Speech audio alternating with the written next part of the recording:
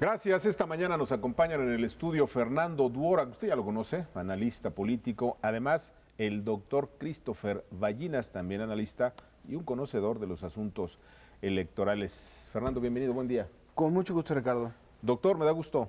Buenos días, como siempre, un placer.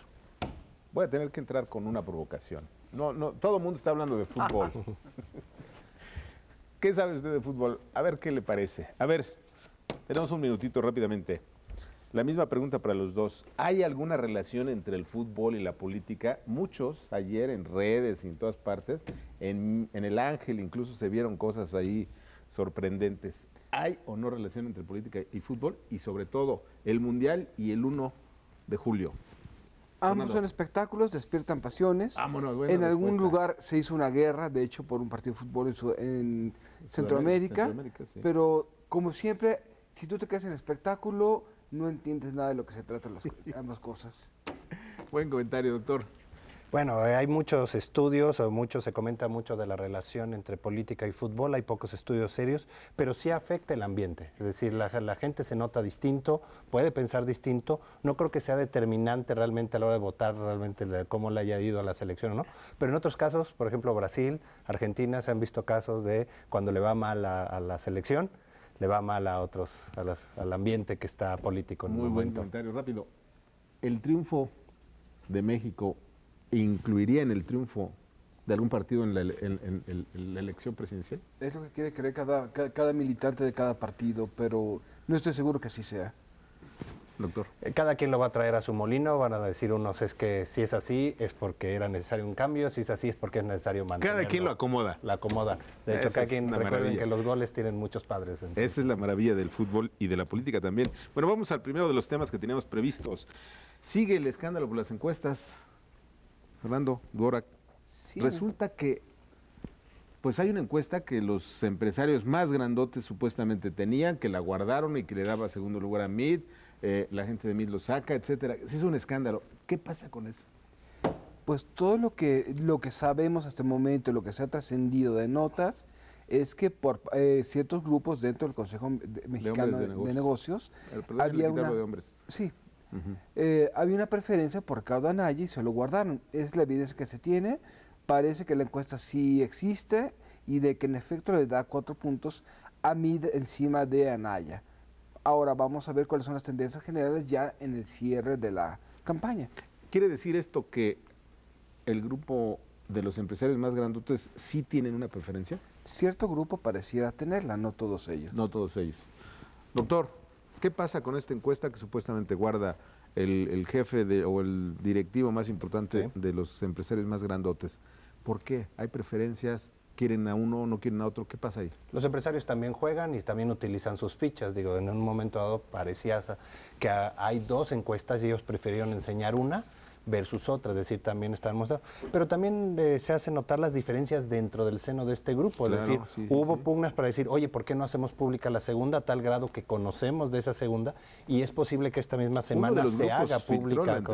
Entonces es seguro que se vuelva a hacer pública, pero también es importante reconocer que desde la semana pasada, desde que sucedió el debate, las tendencias ya no están yendo también a Anaya. Entonces es posible que también haya un cambio de juego si se tengan que hacer una nueva encuesta, sobre todo ya hacia la última parte de la selección. La misma pregunta para los dos.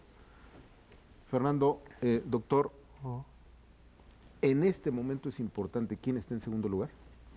Yo creo que hay un grupo de personas, no sé qué tan grande sea a final de cuentas, que están apostando por un voto útil a favor de cualquier candidato que esté mejor posicionado frente al López Obrador. No sé qué tan grande sea, no sé si vaya a funcionar, pero obviamente ese grupo necesita tener una referencia más o menos validada. Para ese grupo es importante. Claro, pero ¿cómo creer? No creemos en general en las encuestas, pero sí vamos a creer en la que nos da un segundo y un tercer lugar. Lo que es importante para este grupo que decía Fernando, que está tratando de decir, vamos a ir por un voto útil, necesita alguna fuente y algo que le diga, yo soy el segundo puesto. Y al final la gente cree lo que quiere creer y en la encuesta que cree, digo, pues uno lee los diarios que coinciden con su argumento y esa es la encuesta que le dan. Yo creo que vamos a seguir oyendo lo del voto útil, pero seguramente es algo que se va a ir diseminando más cerca de la elección. ¿Por qué? Porque no necesariamente los grupos van a buscar el voto útil, sino mantener su cuota de poder que actualmente tienen. Sí. Bueno, vamos al escándalo de la semana. Laida Sansores. Televisa les suelta un buen golpazo, imágenes y documentos. En Morena cierran filas desde López Obrador hasta todo el mundo. ¿Cómo entendemos esto? Parte de la guerra, pero ¿por qué Laida o cómo lo entendemos? Creo que es muy importante esto. En primer lugar, no hubo una auditoría a Laida Sansores. Fue una solicitud de transparencia que se puede hacer hacia cualquier otro senador de la República. Para mí las preguntas son: uno, ¿por qué no existen muchos obuses en contra de candidatos que quieren brincar a otros puestos? Claro. Si es una cosa tan fácil. Dos, la victimización no sirve. En realidad, si todos los senadores actúan con opacidad, Laida no es ni más ni menos inocente. Claro. Y tres, deberíamos hablar de cosas claras. Esto no se resuelve por voluntad ni por barrer desde arriba hacia abajo, se resuelve con reglas del juego. Y lo que pasa en otros países del mundo con ese tipo de conductas de legisladores son tres cosas. Uno, un código de ética interno donde se tengan ciertas medidas, ciertos estándares éticos. Dos, castigos que van desde la amonestación hasta la expulsión por el voto de 2/3 partes de un compañero.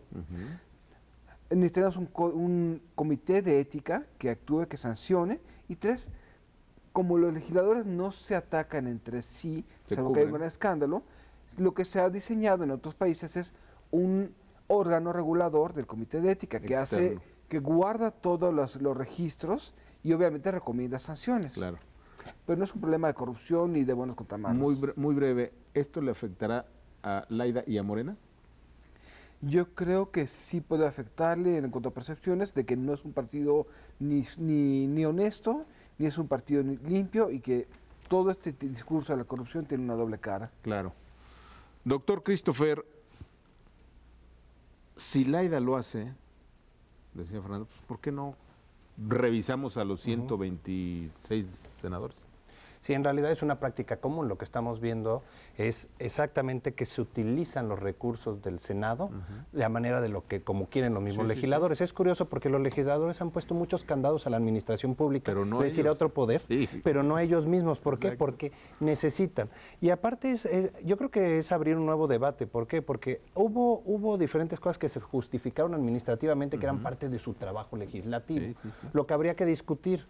Pero por el otro lado está la parte administrativa del Senado que acepta esto. Es decir, hay una regla del Senado. Entonces, no, como decía Fernando, no nada más es este senador o este diputado, son varios que utilizan los recursos, no es el primer escándalo de este estilo y no necesariamente el primer partido.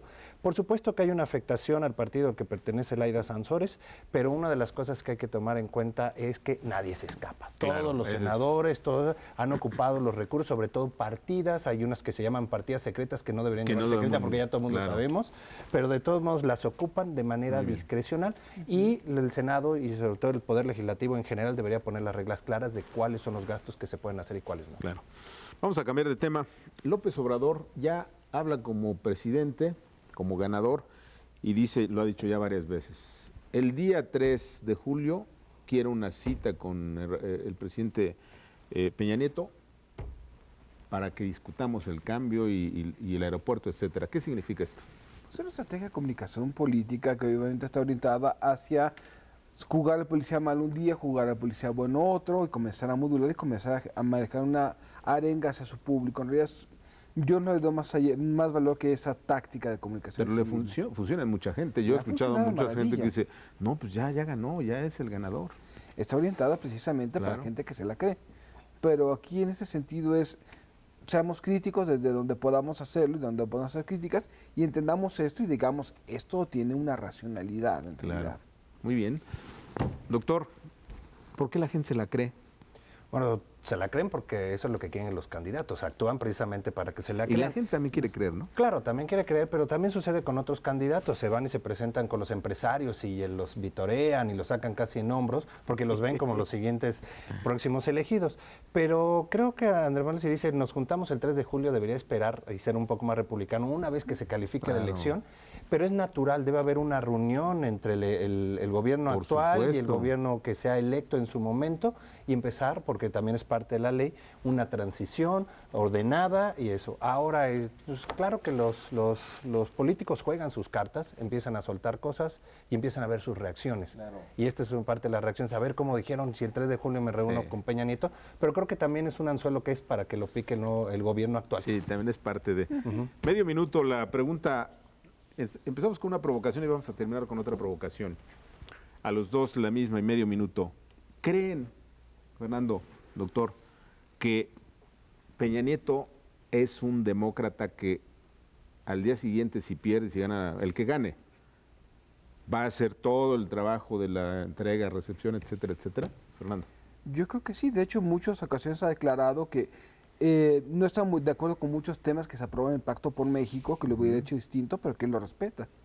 Entonces, ¿tú no crees que vaya a haber ahí fricciones, agarrones, etcétera? No lo creo. Muy bien, doctor. Va a haber fricciones dentro del grupo del poder, porque no es uno, sino son varios, va a haber en el partido, va a haber, pero la transición va a ser ordenada, sobre todo ¿por qué? Porque ya han empezado a trabajar dentro del Claro. gobierno la transición, se va a entregar, y sobre todo para no dejar una cola que le pise. Sí, yo creo que ese es un buen comentario. Doctor, gracias. Como siempre, un placer. Querido Fer, gracias. Encantado. ¿Qué le parece? Mire, yo creo que en México estamos aprendiendo a ser demócratas. Yo sí creo que quien gane la transición va a ser tranquila.